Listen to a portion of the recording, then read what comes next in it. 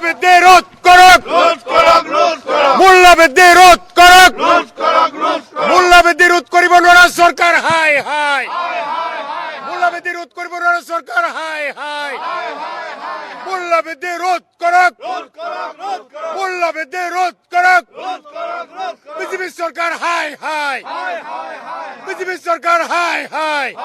কংগ্ৰেস বিধায়িনী দল ৰাইজৰ লগত আছো, ৰাইজৰ সমস্যা সমাধান কৰাৰ কাৰণে আমি সদায় সৰব ভূমিকা পালন কৰিম বুলি ইতিমধ্যে আগতেও কৈছো ৰাইজক, আপোনালোককো কৈছো। বৰ্তমান ৰাজ্যখনত সকলো বয় বস্তুৰ খোৱাৰ পৰা পিন্ধাৰ পৰা আৰম্ভ কৰি যিমান মূল্য হৈছে, ডিজেল পেট্ৰলৰ পৰা ৰন্ধন গেছৰ পৰা আৰম্ভ কৰি এই চৰকাৰৰ কোনো কাণ সাৰ নাই। মূল্যবৃদ্ধি ৰোধ কৰাৰ কাৰণে কোনো পদক্ষেপ লোৱা নাই। কেন্দ্ৰীয় চৰকাৰ ৰাজ্য চৰকাৰৰ কোনো ব্যৱস্থা লোৱা নাই। নৰেন্দ্ৰ মোদী ডাঙৰীয়া, অসমৰ মুখ্যমন্ত্ৰী হিমন্ত বিশ্ব শৰ্মা ডাঙৰীয়াই মূল্যবৃদ্ধিৰ ক্ষেত্ৰত কোনো এটা পদক্ষেপ লোৱা নাই। মানুহে দুবেলা দুমুঠি খাবলৈ কষ্ট হৈছে, নিজৰ পৰিয়াল চলাবলৈ কষ্ট হৈছে। এই ৰাজ্য চৰকাৰখনৰ যিখিনি দায়িত্ব পালন কৰা নাই। ভোট লোৱাৰ আগতে মূল্যবৃদ্ধি ৰোধ কৰাৰ কথা কয়, যেতিয়া গাদীত বহে তাৰ পিছতে এইবিলাকৰ বিষয়ে কোনো মাত নামাতে। বজাৰত জুই লাগিছে, মানুহে পাকঘৰত জুই জ্বলাব পৰা নাই। এই চৰকাৰখনৰ কোনো পদক্ষেপ নাই। তেওঁলোকৰ কেৱল ক্ষমতা লাগে, গাদী লাগে, সাধাৰণ ৰাইজৰ প্ৰতি দায়িত্ব নাই। সেইকাৰণে আজি পবিত্ৰ বিধানসভাত আমি কংগ্ৰেছ বিধায়িনী দলৰ ফালৰ পৰা এই চৰকাৰক সকীয়াই দিছো, চৰকাৰৰ ওচৰত প্ৰতিবাদ কৰিছো। অতি সোনকালে মূল্যবৃদ্ধি ৰোধ কৰক আৰু অসমৰ ৰাইজক সকাহ দিয়ক, অসমৰ ৰাইজক জীয়াই থাকিবলৈ সুবিধা দিয়ক।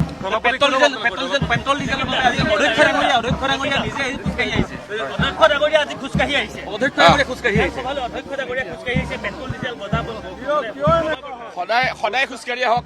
মুখ্যমন্ত্ৰী কেইজনে যিদৰে ৰিক্সাত গৈছে, সদায় ৰিক্সাত যাওক।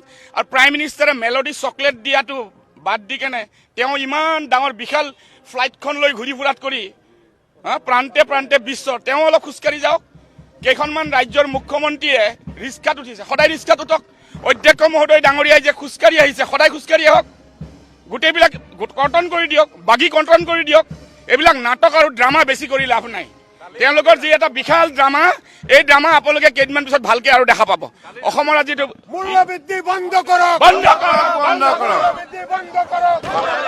মূল্যবৃদ্ধিৰ ওপৰত চৰকাৰ নিয়ন্ত্ৰণ নাইকিয়া হৈছে। বজাৰত লাগিছে জুই, চৰকাৰ আছে শুই। আৰু আমাৰ দেশৰ প্ৰধানমন্ত্ৰীগৰাকীয়ে ইলেকশ্যনৰ পাছতেই যে কৈ গ'ল যে তেল নাখাব, গাড়ী নচলাব, কমকৈ চলাব, এইবিলাক কোৱাৰ কাৰণে দেশৰ তাৰ পাছত তেখেত বিদেশ ভ্ৰমণলৈ গুচি গ'ল। আমি ধিক্কাৰ দিছোঁ। আমাৰ যিটো মূল দায়িত্ব এখন চৰকাৰৰ, যে কেনেকৈ ৰাইজক সকাহ দিব পাৰি। নিৰ্বাচনৰ আগত বৰ কথা ক'লে, আৰু কিন্তু নিৰ্বাচনৰ পাছত আমি দেখিলোঁ লগে লগে পেট্ৰলৰ দাম বাঢ়িলে, গেছৰ দাম বাঢ়িলে, গেছৰ নাটনি হ'ল। আৰু খুব তাৎপৰ্যপূৰ্ণ কথাটো এইটোৱেই, এতিয়াও চৰকাৰৰ গাত লগা নাই, চৰকাৰ এতিয়াও শুই আছে।